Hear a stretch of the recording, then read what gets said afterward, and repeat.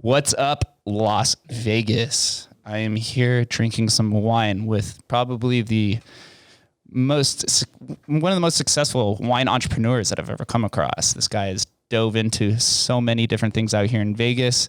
I'm here with Matthew-Loren. He is the director of fine wine at MyWineSociety, executive sommelier at the Blended Festival, a wine distributor and importer at the West Coast Beverages, and he has his own advanced wine course for all of you to take and learn about the specialty of wine. Matthew, thank you for coming on. Absolutely. Thanks for having me. You made me sound really cool. Really appreciate that. I mean, look at you come in all dapper. We get some nice wine that we're drinking right here. Well, I mean, like I said, I'm out here in these lonely streets just trying to, meet my wine wife. So you never know. Always got to look good. It's one thing in Vegas, such a diverse and weird city. You really never know. What are we drinking? This is a California rosé. You got to say it fancy. Rosé. No, it's like, it's what, noon, 12:30. Fuck yeah. On a Friday. On a Friday in Vegas. It's 118 degrees. It was like the hottest week on record. And here I am wearing a black crushed velvet suit, like a dummy. Congratulations, Matthew. We made it. You're officially dumb. We made it. Vegas is open now. I think it's time for all of us to splurge a little bit, especially now that the clubs are open, the pools are open. I mentioned to you before, but I just started drinking again after about a 3-year hiatus. And so it was 3 years? 3 years. Oh, wow. 3-year hiatus. 3 months. No, 3 years. Wow. Yeah. I took a hiatus. Well, then give me that wine back. I don't want to be a bad influence. No, you're good. No, I had to take a break from, I know you have a nightlife background as well. Yep. And we were discussing before this is that it can really just chew you up and spit you out. And that's kind of what happened to me is I was going out way too much and indulging too many substances and staying out to the strip clubs till 1 p.m. the next day. Oh my gosh. And eventually I was just like, what am I doing with my life? This is not where I need to be. Well, good for you for finding that stopping place and hitting the reset button. Cause a lot of people in this town, they just don't have that filter, right? They don't know when to stop and they don't know when to say, hey, listen, I should probably shift my energy and focus somewhere else that's a little bit more productive. I mean, it's so easy in this town. I've lived here 17 years and 7 days. Ooh, actually. Congrats. And so, I've been fortunate enough to never, do the bad things that this town has to offer because I've stayed super focused. And but it is very easy to kind of fall into that because it's just so prevalent. It's everywhere. There's something to do 7 nights a week here. The temptation will drive you to many riches and successes or to many failures and peril. It just depends on the route that you take it. Right. But I do want you to give us a little bit of a background. I think you have a very unique story from what I'd seen online and what I've seen on your social media. I don't believe everything you see online, bro. Yeah.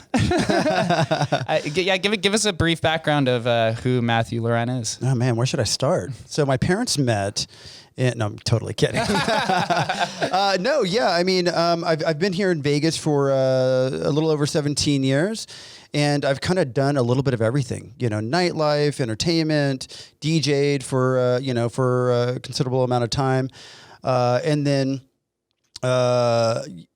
really just wanted to focus on my passions. And wine has been a passion of mine for, a very considerable time, moment in time, about 10, 12 years. And so I really wanted to kind of just shift, wine became a lifestyle for me many years ago. So anytime I went on a holiday or a trip or something, I didn't really care to go sit on a beach or, go hiking anywhere. I wanted to go to the wineries. I wanted to go to the vineyards. I wanted to go hear people's stories. And so, I went to China and I was touring in China and I was touring in Australia. And as amazing as that was going and experiencing those places and cultures and people for the first time, I couldn't wait until my days off to be able to go check out the vineyards and the wineries in the area. And I realized I was on to something that had some staying power. It wasn't just a fleeting passion or idea. It was something that I was really, very passionate about, very focused on. And I was having a conversation with a buddy of mine back home. And I just kind of said it out loud. I put it into the universe. If you kind of believe that those types of things. And I was like, I'm going to become a sommelier one day. Like I didn't know what that meant. I didn't know the process. I didn't know the dedication, the time. I just said it, and I didn't really give myself a timeline, but it was always in the back of my mind, right? And eventually, I kind of came to a place in my life. I was going through a huge transition, went through a breakup, all that kind of sappy stuff. And I was like, you know what? Now's the time. Now is the time. Like, I feel like I have, I sold a business and so I was just kind of looking for my next thing. And I was already working in wine at the time. But I was like, this is my opportunity to really put some concerted effort and focus behind it. And so I started doing it. And now here you are today. What exactly is a sommelier? A sommelier is an industry expert, right? So somebody that knows or is supposed to know everything about the history and the culture and the story of wine, regions, people, production methods, grape styles. And it's one of those things that you never stop learning. You can say, hey, I've made it to this XYZ title and, wear that as a badge of honor, and it's really great, but it's just like the medical field. You never stop learning. There's always something new. There's always a new style. There's always a new region. There's always new laws that are coming out that changes the game. And so you just have to stay on top of it. So it's a wine expert.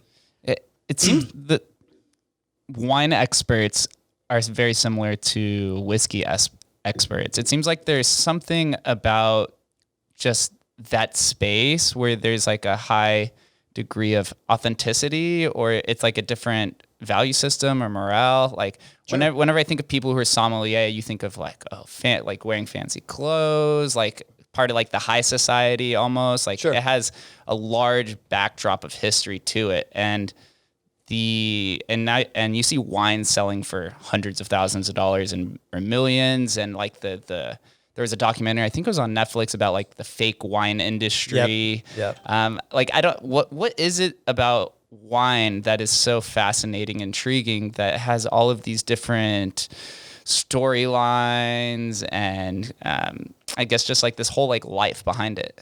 Well, I think we're intrigued with things that we don't know. And the world of wine is incredibly intriguing, very, very mysterious, because it is so complex, because there are so many stories and, ways to get the final product, right? I mean, this rosé is similar to a lot of other rosés, but it's different in so many more ways, right? And so everybody puts something different into the wine, into their craft and into their winemaking process. And so that's what makes wine so interesting to a lot of people is, sure, I have a buddy of mine who just, he swears by Cabernet and won't drink anything else. And that's fine because he knows what he likes, but he'll never drink the same 2 Cabernets ever in his life. And that's what is really appealing to me is, it's a unique experience, right? We'll never be in this moment in time again. I mean, I'm sure we'll hang out again. You're a cool bro. You're my buddy. But we'll never be in this moment again, right? And we're sharing this particular glass of wine on this particular day in a suit, and it's really hot. You know what I mean? So I think that's what people are interested in, is that it is so complex. It is so mysterious that they want to know. And so I think the problem that the industry is facing is they don't necessarily know how. They don't have the tools how, right? Like you alluded a minute ago to wine being this like ivory tower experience with white tablecloths, and it's something that our, parents drink on holidays and this and that. And to a large degree, that's true. Because wine has been touted as this experience that is only reserved for those that can afford it. And, that's what we see, like in that documentary that you mentioned. Those wines were going for tens of thousands of dollars. But even though I'm sitting here, wearing a suit, even though there's no reason for me to be, that's just my personality and my style. But I don't dress like this because I'm trying to fit a role. I actually like wearing my ripped up jeans and, my stupid little, indie hat, and just playing it down. I have this dream and this vision to make wine incredibly approachable to everybody, especially to the younger generation, because the younger generation is a little intimidated. Or actually, I stand corrected. They're very intimidated by the world of wine because it is so complex. That's why you see the Trulies of the world and the craft cocktails and the beers taking off because they're simple. You don't have to think about it. You crack one open, you put it back, and that's it, right? Versus you go down, to the liquor store or to the, to your, a fancy steakhouse. And then you're like, oh, I'd like a glass of wine. And then they hand you a Bible, with 2,000 pages of wine. And you're like, I don't know what to do with this. I don't know, so it's incredibly, there's a lot of fear and insecurity behind wine. And, like I mentioned, my role as a sommelier, as somewhat of a young sommelier, is to really, live this life as a lifestyle, this wine life as a lifestyle, and impart it into other people around me, and make wine approachable, make wine a part of their extension, a part of their lifestyle extension, right? Yeah. So it sounds like wine has some properties of non-fungibility, whereas you see in the liquor world, things like, I don't know, Tito's vodka is just highly produced, right? Sure. If you put 10 bottles of Tito's vodka on the table, you could take one out and you'd have the exact same product. Whereas with wine, it seems like there's so many varying properties to every bottle that enhances the experience because it makes it very unique. And that's kind of like the ethos of Vegas as well, right? Everyone wants to come here, have this like crazy wild out experience, make sure that it can never be replicated. So you go out and do as many things as possible. And to me, it sounds like that's kind of some of the similar properties to wine. It's just a little bit tough to figure out because it isn't as easily marketable and packaged as, let's say, a 6-pack of White Claws. Right. Yeah. And, one thing that I'm doing is I'm releasing my own luxury lifestyle wines later on this year. And the whole intent and purpose behind it is, I want my fingerprint even more so on the wine world, right? And so I want to produce my own wines in my own style with my own, vision imparted in them. But from a marketing perspective, they're going to be the most approachable wines that you'll ever see. They're going to be something that is relatable, something that you don't have to think about, but also something that's going to challenge you, right? You might try something from a different country that you're not typically used to, but you were intrigued by the packaging and by the bottle, and so you decided to take a chance.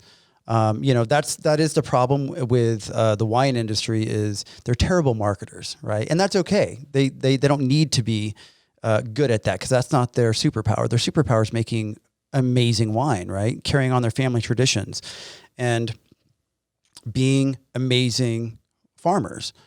And so, let them live in their craft.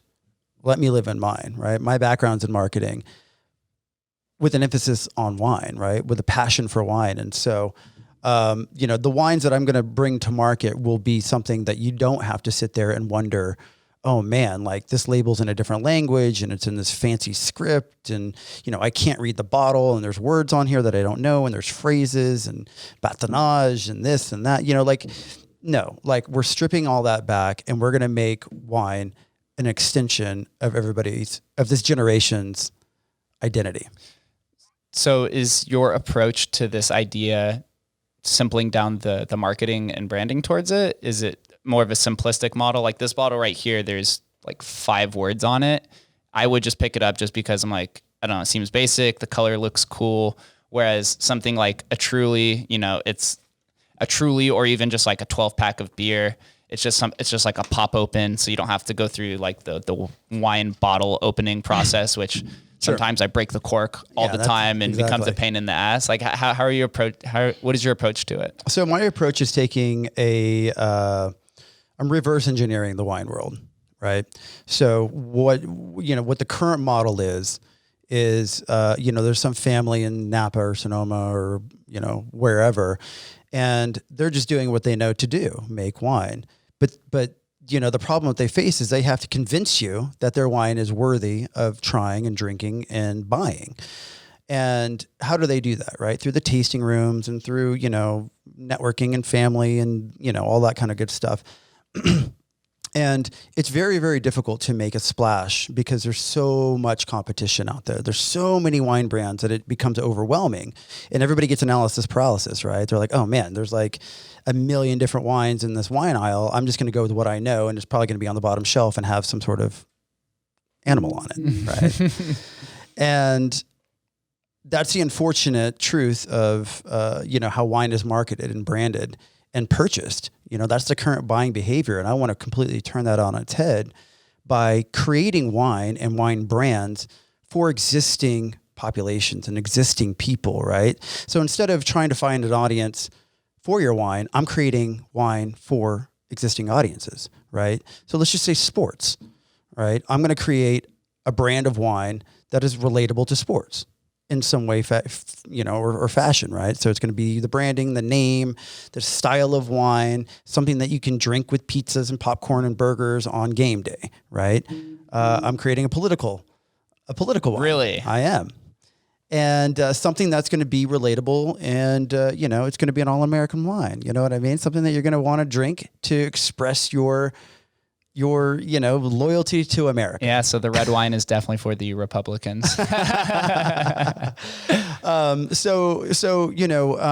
like I said, I'm doing it backwards, I guess, and taking it from a marketing perspective versus doing it the other way around.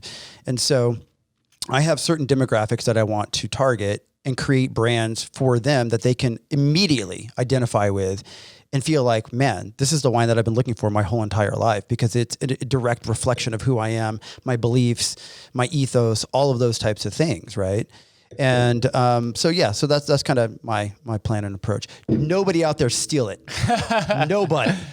This is free alpha, but you're not allowed to copy it at all. The reverse engineering model is very popular and actually has a lot of success towards it. That's kind of the same model that I applied to creating this podcast. I'm like, how do I reach all of these different intersections and little communities in Vegas? Oh, therefore I have to go after all of the leaders in that community. How do I get to the leaders? And you just keep going backwards and backwards. Yep. Whereas if you go and when you start reverse engineering the outcome that you wish, you face a lot of resistance, but that means that it's good, because if there's resistance, it means nobody else has been down this path. Yep. So it feels good. It's frustrating at times, but you're like, all right, I know no one else has been here. Yep. So it's a very successful idea for that. Well, and that's also, that speaks a lot to who I am as a person. I don't typically like to do things that have already been done. I kind of like forging my own path and doing my own thing.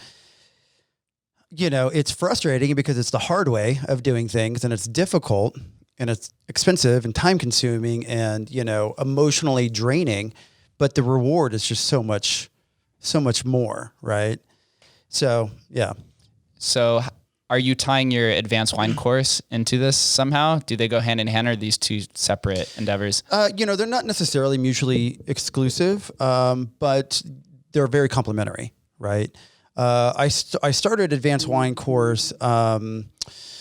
It was actually a training course that I developed for a distributor that I was working for. So all the new sales team, or all the new salespeople that would come on board would have to come to me day 2 of their, of their hiring onboarding process. And I'd take them through this, 2-day wine training course. That way they just felt a little bit more confident, understanding the world of wine.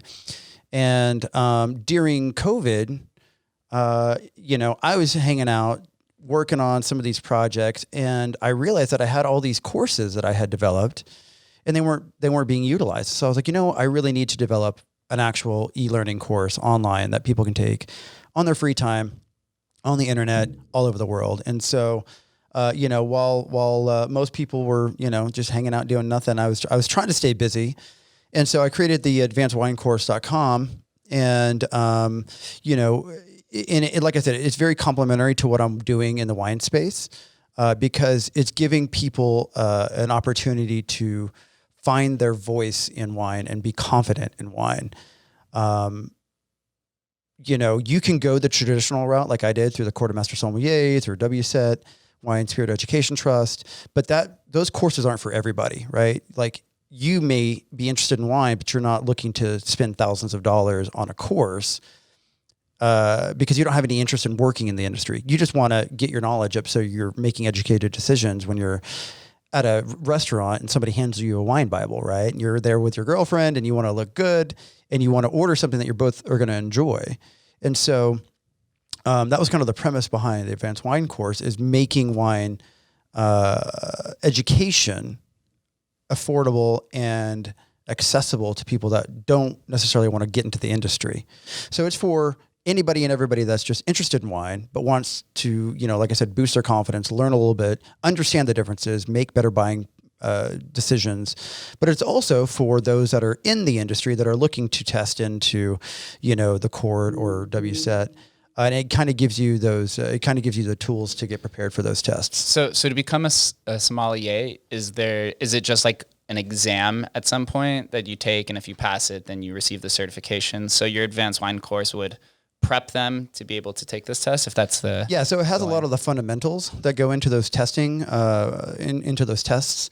So it's a 3-part test. One is written, right? So you've got the questions and short answer and all that kind of, and multiple choice. And then you also have a blind tasting where you've got 4 wines in front of you, 4 red, 4 whites. And then you don't know where they're at or where they're from. You look, smell, taste, and then you have to discern, okay, this is a 1972, blah, blah, blah, blah, blah. It came from this region, warm, blah, blah, blah. And then the third part is a practical, where you're actually, you're in a room with 4 or 5 master sommeliers, and they're your best friend and your worst enemy. They are, grilling you, asking you questions, trying to intimidate you, trying to destroy you in any confidence that you have, to make you better. But it's very nerve-wracking, right? So you have to go through this whole mock restaurant procedure where you are, serving these guys, and then they're just like, I don't like this. Give me something else. Or, oh, this wine's bad, but it's not bad. And they're just kind of testing your problem-solving skills and your customer service skills. And it's very intimidating. I'm telling you, like, I was set up with a mock service, right? It was before the test. Like, it wasn't even being counted, but it was literally the full process where I'm doing the test, I'm doing the blind tasting, I'm doing the mock service. I had a freaking panic attack. I don't get panic attacks. I had a panic attack just going to the mock service, like in the car. I was like, I can't do it. I'm not going. Screw this. Not doing it. Of course I did it, but it was, it's just that intimidating and scary. But it's, it's worth it in the end. It is at the end. I have only met one other sommelier in my entire life. What type of benefits do you receive once you receive that accreditation? Is there some sort of secret society within this high society that you get to network with all these high net worth individuals? Does it open access to more job opportunities? Yeah, absolutely. It does. There's lots of benefits. It's something that I wear as a badge of honor because it is a very difficult process to go through. And it is something to be proud of if you've achieved it even on the elementary level, because not very many people choose to do this. And but yeah, there's all kinds of ancillary benefits. I mean, first off, the number one benefit of getting that kind of education and understanding about wine is you appreciate wine so much more. And it's a good and a bad thing. It's a blessing and it's a curse because before you could just sit back and just have a glass of wine and not think about it. But now that you're burdened with this information, now you're like, well, you take a sip, you're looking at it and you're just, you're trying to discern, well, is this coming from a warm climate or a cool climate? Is this Mediterranean? Where is this wine coming from? And you're just breaking it apart. You're breaking it down and you're going through all the steps in your head, and you're not just, enjoying it to a certain degree. You're enjoying it in a different way, but it's a lot different than just like, pouring something in a glass. And just enjoying it. So now you're like really thinking about it. But it's cool because now you have this giant Rolodex of wines in your head that you're like, oh man, I remember that one time I was out with my, family and it was the holidays and I brought this one particular bottle that I'd been cellaring for, the last 10, 15 years. And I had this amazing experience, with my family drinking this bottle of wine. And then like, you just remember certain things, right? Certain elements of the wine, how it, rested in the glass and how the legs were, coming down, the smells, the tastes, all that kind of good stuff. So, that's the number one benefit I think I would attribute to, getting these types of certifications and trainings. And then secondarily, yeah, sure. There are a lot of opportunities in the world of wine, especially if you're an entrepreneur. The wine industry is very antiquated. It's very old school. There's not a lot of, it's not very technology driven. It's starting to be, there's certain people that are, kind of playing in the game, like the Blended Festival. They're they're like a last mover industry. Exactly. In terms of, adopting software technologies. Anything. And so yeah, I think there's definitely some opportunity for those that are driven and that have that entrepreneurial spirit to be big movers in the industry. And so if there's anybody that, watches this podcast in the future and you're driven and, you're kind of cut from a different cloth, but you love wine, I would encourage you to try to find a space that you can work in and make some progress in the wine business because it's needed. And this sounds like the exact journey or path that you've carved out for yourself. As I mentioned in the beginning, there's 3 different wine-based positions that you found yourself in. And so you obviously identified this issue that old world wine is staying in the old world and it needs to come to the new world in some sense. And so you work for MyWineSociety, Blended Festival. You're also a distributor and importer. Let's start on the Blended Festival because I know that's in a few cities. I know one of those events is coming up. Has something like this of a wine festival existed? And if it does, how is this festival positioning itself to be top tier and then your impact on it? Great question. So the short answer is yes. I mean, there's no shortage of wine festivals, right? But they're usually kind of farmers market style where it's like, yeah, come out for the weekend and come drink Grandma Joe's, fruit wine, and get yourself some, handmade soaps while you're at it, and so yeah, I mean, like there's every not every, but there's a lot of cities like especially throughout California and Arizona. I've seen them where they do like these little weekend wine festivals, and they're great because it's giving these local wineries an opportunity to share their wines. But it's a little bit different than I think. What has been done before. I think the biggest one that comes to mind is Bottle Rock in Napa. That happens every year. It's grown and grown and grown. Tons of, really great artists, lots of great wines, but we're not trying to be the next Bottle Rock. We don't even consider them a competition. Sure, they've been in the game and they're very successful at it, but we're trying to do our own thing, right? So not only is this a music festival, a wine festival, we're also implementing and paying just as much attention to the food element, the culinary element, and the wellness element, which I haven't seen anybody else do yet. So, my focus with Blended and the wine tent is, I'm really handcrafting, curating the experience. I'm not just throwing a bunch of wine brands in a tent. I'm not taking the big money from the distributors and from the suppliers and saying, well, yeah, if you want to be featured in the wine tent at this festival, throw me a bunch of money and you'll have your brands featured. That's not the approach I'm taking. What I'm doing is saying, how can we get the biggest ROI from an experience perspective? And market the wines and, have people, let people have fun and all those types of things. So I'm curating the wine tent to be an experience. Every single booth that you go to, you're going to drink wine, but it's going to be an experience. It's not just here's your glass and bye-bye, right? A good example is I'll just give you a couple of examples of the themes that are in the tent. So I'm doing a champagne bar. right? So everybody loves champagne. Everybody loves bubbles. Celebration. Right? And celebration, and it's going to be hot. And so, I'm going to have all kinds of different styles of champagne, Prosecco, Cava from all over the world, rosés, brut, sweet, all that kind of stuff. So it's really a good opportunity to kind of just try a bunch of different champagnes. At the top of our conversation, I alluded to a buddy of mine who only drinks Cabernets, right? Specifically, Camus, you know who you are. Totally gonna freaking make fun of you.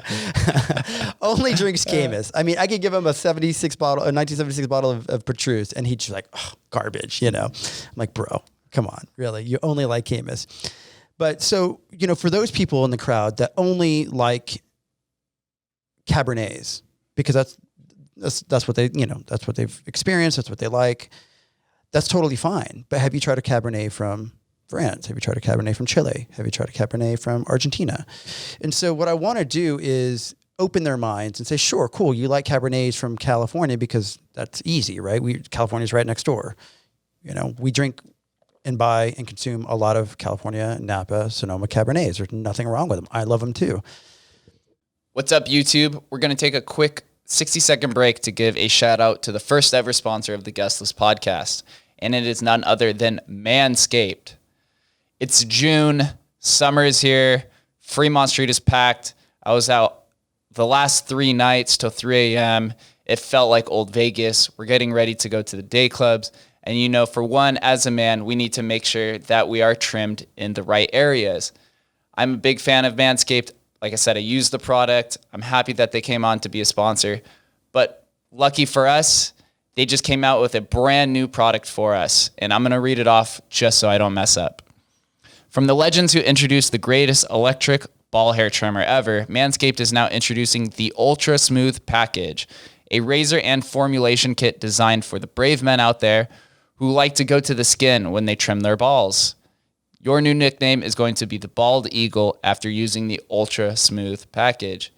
Here's a picture of it. Make sure you guys use the discount code, The Guest List. You're listening to The Guest List. Use the promo code, The Guest List. Very simple. You'll get 20% off and free shipping anywhere in the United States. If you're a fan of the show down here in Vegas, this is a must. So make sure you go to manscaped.com. Use the code TheGuestList for 20% off and free shipping. Your balls will thank you. Now let's get back to the show. But there's so many more amazing wines out there. And so my goal and my focus is to challenge people's convention and approach to wine and to explore, right? So I'm making it very easy. You don't have to go to 15 different booths. You go to one booth and you're going to try 8 different wines from 8 different parts of the country or the world, and you're going to probably find your new favorite wine. I'm doing a blind tasting bar. You show up to the table. I've got some wines laid out for you. That's perfect. And we're going to walk you through it, give you little bits and little hints.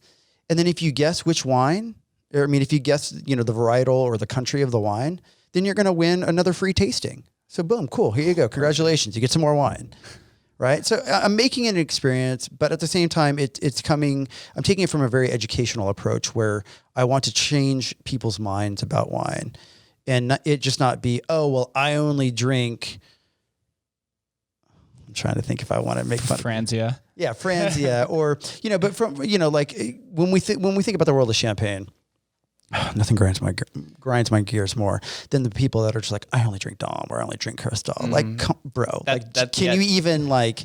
That's just because it's at the nightclub and it's right. been, it resembles success and fame. Right. And there's certainly some value to the fact that those brands are as big as they are, even though they've been around for hundreds of years, right? That's the thing that they don't miss. Sure. If that's your favorite champagne, God bless you.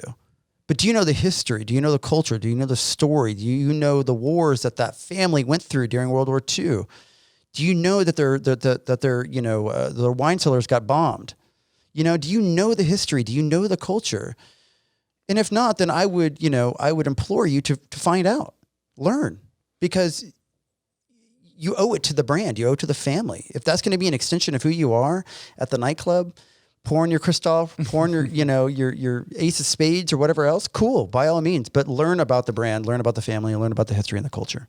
Do you think understanding the history of a wine or a champagne changes your opinion of it while drinking it? Do you think it has a different taste, maybe subliminally or subconsciously, just because you're aware that the family, survived for 200 years and went through all of these perilous wars to be able to have this wine sitting in front of us to drink? Absolutely. I mean, especially talking about European wines, I mean, a lot of those vineyards, were wiped off the face of the earth. And so the fact that some of them were able to survive should change your perspective and appreciation in what's in the glass.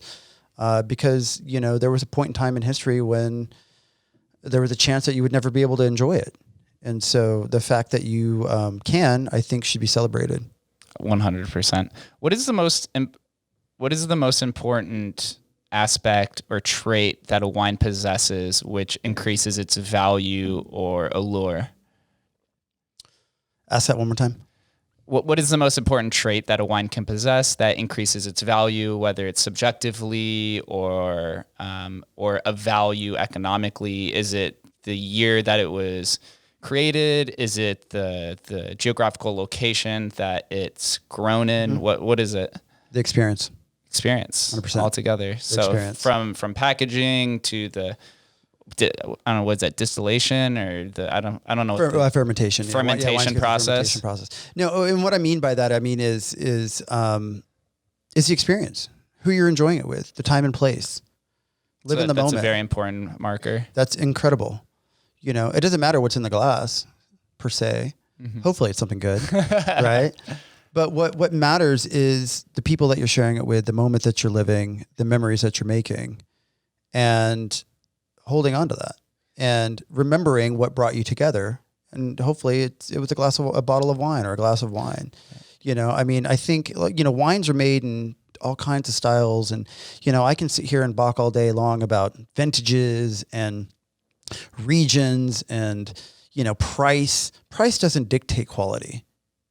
It's a good determination of it. It doesn't dictate it indefinitely, right? I've drank many hundreds, bottles of wine that were valued at hundreds of dollars and even thousands of dollars. But that doesn't necessarily mean that the moment that I shared in that time was worth, was equal to that value of that bottle of wine. Does that make sense? Yeah. So, I think the most important thing is really using wine as an extension of the experience. Yeah, it's almost a form of leverage in a sense if you think about it.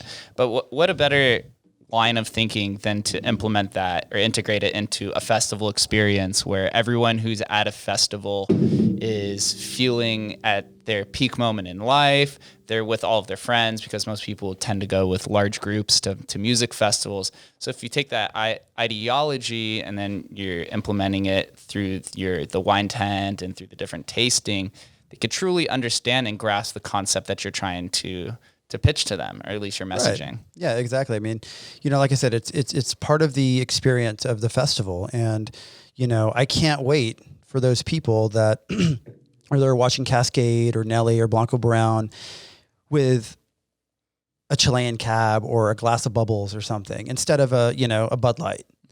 I mean, that is going to be such an incredible moment for me to see that. And so I'm really excited. Really excited. Where does MyWineSociety come into play? You're the director of fine wine at MyWineSociety. I know it's a software-based company from when I was browsing through it. What type of impact is this trying to leave within the industry? So like we mentioned earlier, the wine industry is very antiquated and archaic. A lot of these wineries and fine folks, they are, but they don't implement technology into their sales process or into their marketing process. And so, we are trying to bridge that gap. And so to answer the first question, MyWineSociety is the parent company of Blended. And so, they're kind of mom and dad to us. And, what we're trying to do is create, a tech app that connects wineries, winemakers with wine lovers. And I know there's a million of them out there, but not to this level, right? We're also implementing festivals, and we're also implementing a lot of other things like NFTs and all of that for me. That's right. That's right. So, we, as far as we're concerned, and I don't know if I'm allowed to be saying this, I think I am, but as far as I know, as of the recording of this podcast, we're the first festival to implement NFTs. For the ticketing? For the ticket No, itself? so we're doing like a keepsake NFT. Okay. I'm a big NFT guy. I'm a big crypto guy. So Yeah. The utilization of these forward-thinking technologies that are still nascent for the majority of the world is only going to set you guys so much farther ahead than your competition, just because you're simply thinking about integrating it for some of these lovers. And you'll bring over, just implementing NFTs, you'll bring over people who, like me, who's just not a big fan of wine. Right. But I'm like, ooh, they're using NFTs, so I'm going to come over and experience this. And then that's how you just grab us forever. Absolutely. It's a completely different market grab. Mm-hmm. So how do you come into play for this? Director of Fine Wine for the app. Are you the pair of the distributor to the manufacturer to the consumer? You're playing the middleman? We have a wine club as well. So we have a monthly wine club that features a couple of different wines every month, but the boxes are themed as well. So it's not just, throwing a couple of wines in a box and saying, hey, we have a wine club. Look at us, right? So we actually theme out the boxes, and we fill them with wines and gifts. So, each box could have anywhere from 4 to 6 little themed, gifts. Like this month we're doing summer bumming, right? So we're doing a couple of, summer fun wines with some chapstick and, a cool captain's hat and what do you call it? Suntan lotion. So, so it's meant to be enjoyed outdoors by the pool, barbecue style, all that kind of stuff. So this is a monthly subscription? This is, yep. So every month is different. It's perfect. It's just like those home packaged meals that they send, like Butcher Box and Blue Apron, right, or whatever they're called. But better because, we're feeding you wine. It's so cool to see, because even when I grew up, they didn't deliver alcohol anywhere. So it just becomes much more accessible with the integration of e-commerce, that to me, it still feels new, even though it's been happening now for some years. It almost seems like it shouldn't exist because it didn't exist when we grew up. Well, that's the beautiful thing with the internet, right? It made the world so much more small and accessible. And now those that didn't have access to wine online or distribute online can. And so, kudos to Al Gore for inventing the internet. Has the internet or e-commerce opened up accessibility between the producers of wine and the manufacturers? Like, it's opened up, I'm assuming, a line of communication between some of these more smaller wine farms to then to the consumer, and then sell their product to people from all across the world that would have never been able to access their product. Yes and no. So this was something that I kind of obsessed over during COVID, is watching the trends in the market change. Before, like I mentioned 15 times, the wine industry is very antiquated, very archaic, and they were happy doing what they were doing. Oh, why change if it's not broken? We've got plenty of people. We've got plenty of wine sales, people coming to our tasting room, people coming to our winery. We've built a loyal following. And then boom, the great pause. The world shuts down. And the unfortunate truth is a lot of these wineries didn't know how to pivot. They didn't have that infrastructure in place to be able to start selling direct to consumer. A lot of them, barely had a functioning website. And so a lot of them suffered. A lot of them shuttered. But the few that were able to pivot saw incredible success, even more so than when the tasting rooms were open. Because now they didn't have to rely on people coming to them. They could go to the people, right? And they could only fit 150, 200 people in their tasting room at any given time. But now they've got the whole country, right? And they're shipping hundreds of cases of wine out a month. And, the direct-to-consumer sector grew by 1,400% during COVID. And it sustained for about 8 months. Because guess what? You saw my ugly face on Instagram, 2-3 times a week doing these, virtual tastings and, with the winemakers and things like that. And so, that's kind of what propagated, the growth of the direct-to-consumer sector. And even though we're getting back to normal, even though tasting rooms are starting to open up, and we're doing live events and things like that, the buyer behavior has changed. Now we're used to it. I call it the Amazon effect, right? I remember my old business partner was like, well, why are you going to the Apple store to go get a MacBook computer? Why don't you just buy it on Amazon or buy it online? And I'm like, are you kidding me? Like, I would never put my credit card online. Like, no, there's no way. And then I got conditioned to, right? Now we're conditioned to swipe, hit a few keystrokes, and then whatever we wanted is at our door within 24 hours. And the same can be said for the wine industry. Now that buyer behavior has changed. And now we've been conditioned to get our wines delivered conveniently to our door without having to plan a trip, travel across the country, get a hotel, get a rental, blah, blah, blah, blah, blah. And so, my hope is that there's somebody within these smaller wineries that is our age or younger and has that foresight to, not foresight, but has that, that vision to be able to bring them into the new age. That way they can stay relevant and then they can see some significant growth. Are there any concerns to having wine delivered to your house? Does the heat or the packaging or the process damage the wine's quality in any way? It can, yes. I mean, I had a couple hundred bottles of wine delivered to my house. Actually, not that many, but I had a considerable amount of wine delivered to my house earlier this week. And it arrived late. It was supposed to arrive last week when temperatures were normal. And then now we've got, the hottest week on record, 118 degrees. And I'm like, oh my gosh, my wine is just sitting on a truck baking and just being destroyed. Sure enough, I mean, I got a bunch of them. I think they were okay. They seemed to be in good condition. But I did get a knock on my door at 9:00, and it was FedEx. And there was a huge box, but it was misshapen. It was almost cylindrical in shape. I was like, the boxes are square, right? There's sides, and there's this isn't how math works in boxes. And so I opened it up, and then there was a trash bag in the box. And then in the box was another box, or in the trash bag, there was another box. And I'm like, okay, this isn't right. And so, long story short, a few of the bottles ended up getting heat damage. And what happens is, it expands. The air and the volume of the wine expands, and the heat forces the cork out.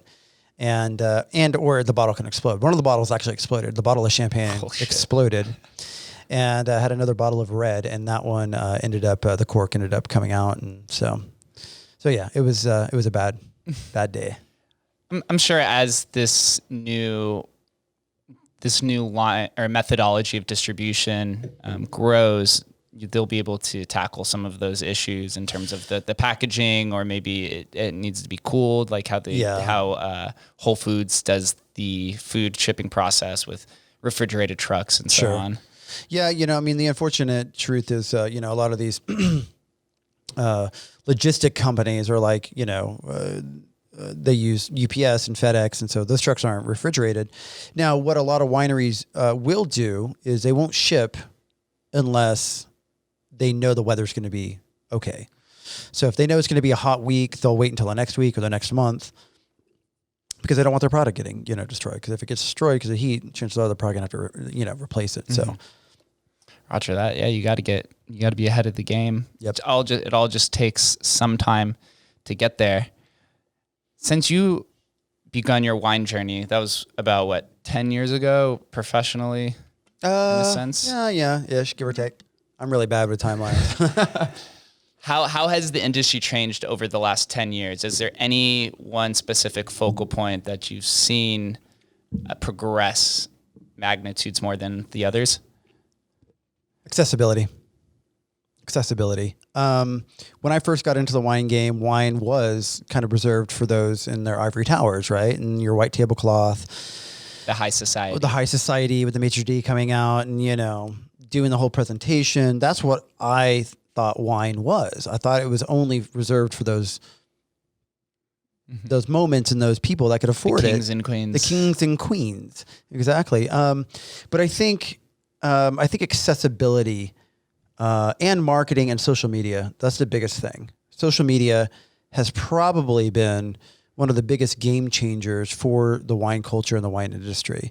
One of the roles one of the hats that I wear with MyWineSociety and the Blended Festival is I oversee the influencer program. I developed the influencer program, and so we want to align with those people in the world that have a voice, and whether it be in the fitness industry, the healthcare or wellness, or fashion, music, we have a world of different influencers, and we want to leverage them, and we are leveraging them to spread the message and the culture and the idea of wine. And so we work with them closely on, like, let's just say the Blended Festival, to talk about what we're doing, why we're different. And, they're the champion and they're the voice to their audience about what we're trying to do and the message that we're trying to convey. And that's wine is approachable and it's cool. I'm glad that you're utilizing an influencer program. I know influencer kind of has this weird connotation to it where it could be good or it could be bad, but it has a large power. Even some of these influencers who don't have 100,000 followers or 50,000 followers, all you need is a local voice for people to really believe in you. But along those lines, are you seeing an increase in the younger demographics wine usage? I'm forcing it. I'm not necessarily seeing it. I'm forcing it. Mm-hmm. I'm making it happen. Trying to, anyways. So before you created it, it was generally more catered towards the older generations? I mean, yes and no. So I'm not necessarily speaking about blended exclusively. I'm just saying in general, general wine usage. Yeah, absolutely. And there's a growing fear amongst wineries and distributors and everybody in the wine industry that our parents who drank a considerable amount of wine in the 70s and 80s and put a lot of these brands on the map are now aging out, right? They've got their heart problems and they're just not drinking as much, and they're just aging out, right? They're not buying and consuming like they used to. And so now there's this huge chasm between that generation and this younger generation. And there have been trends that have shown that this younger generation isn't filling that gap, right? They're not following in their parents' footsteps. And so, the wine industry is up in arms and super nervous and super worried about this disconnect and, this deficit, because they're used to growing at this certain pace. And now it looks like there's going to be a recession. But if I have anything to do with it, it's not going to happen.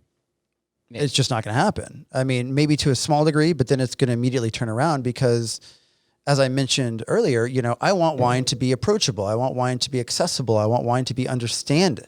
I want people to understand wine. And, I want wine to be this generation's lifestyle.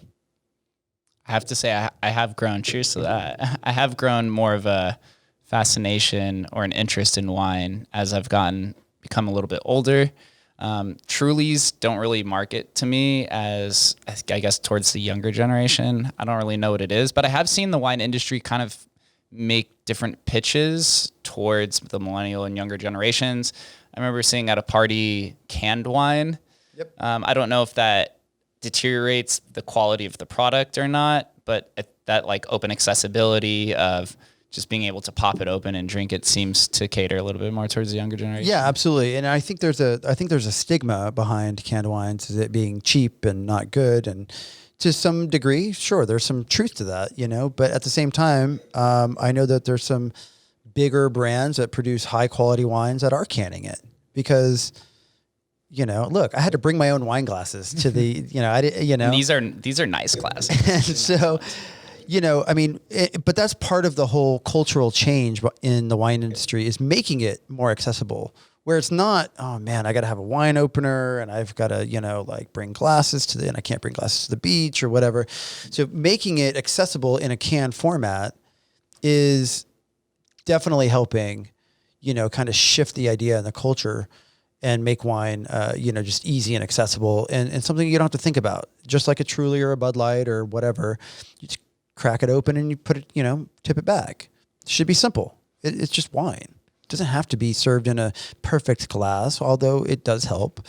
But yeah, so I think the stigma that is around canned wine being inferior, I think is the wrong narrative. I don't think that's right.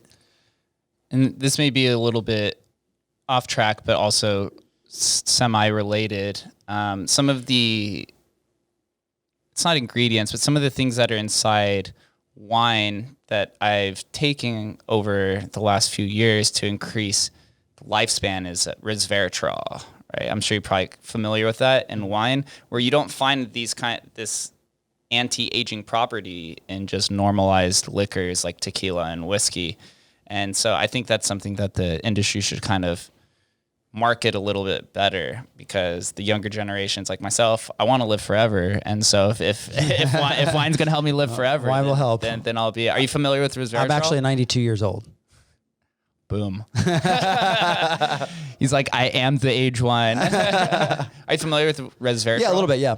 How it has to do something with like in the grapes that has some sort of anti-aging properties that extends the lifespan. Yeah, I mean, there's a lot. I mean, you know, there's a lot of really great health benefits to wine and antioxidant properties, and so that's why, you know, there have been all kinds of studies. I mean, alcohol is the negative effect of wine, but there's all kinds of health benefits to drinking red wine. That's why, you know, doctors were prescribing, drink a glass of red wine before bed, right? There's lots of antioxidant properties for skin and regeneration and the yada, yada, yada.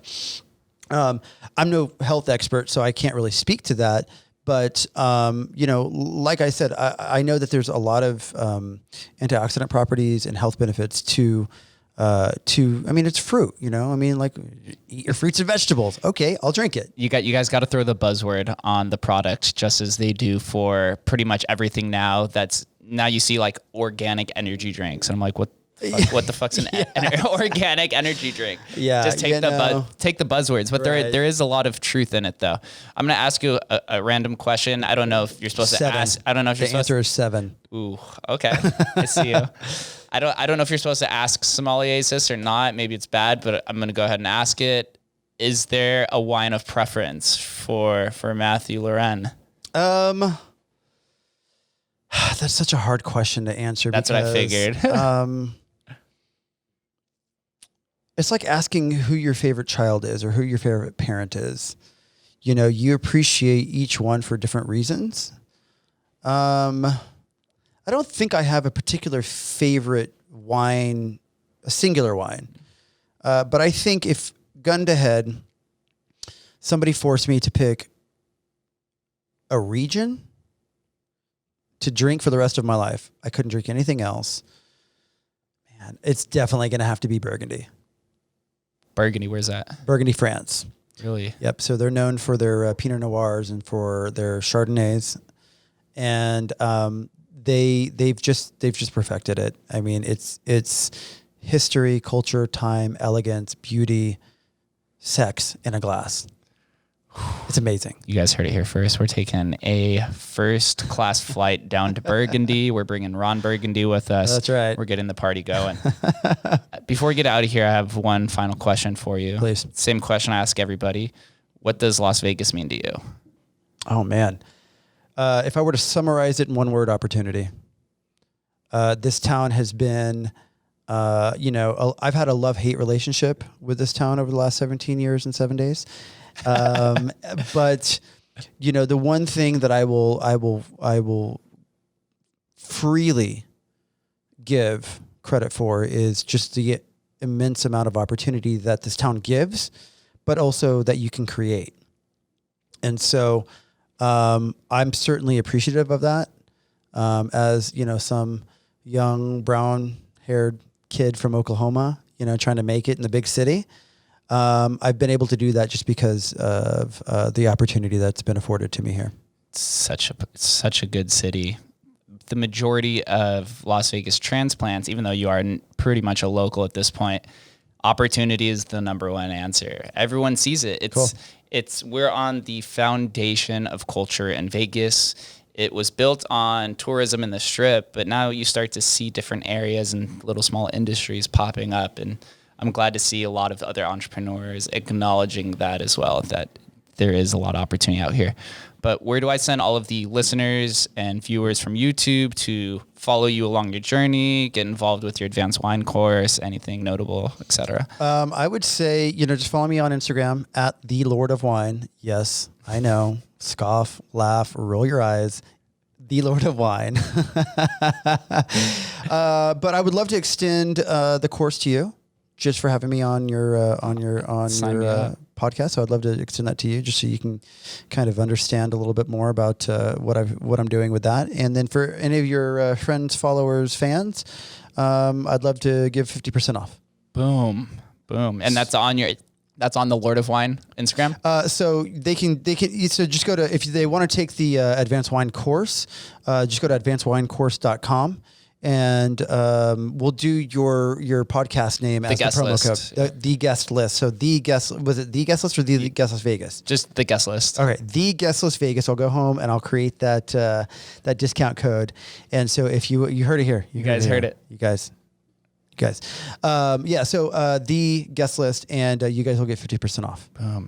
Matthew, thank you for doing that. Honestly. Oh, absolutely. Thanks so much for having me. I'm excited to take that. I definitely want to learn more about wine. I've been indulging in it. I had wine last night and the night before. It seems to keep popping up into fruition of my life. And then here you are, the Lord of Wine in the flesh. Yeah. Thank you for doing this. You are definitely a masterful wine entrepreneur. The city is lucky to have you, and I'm excited to follow your journey. I appreciate that.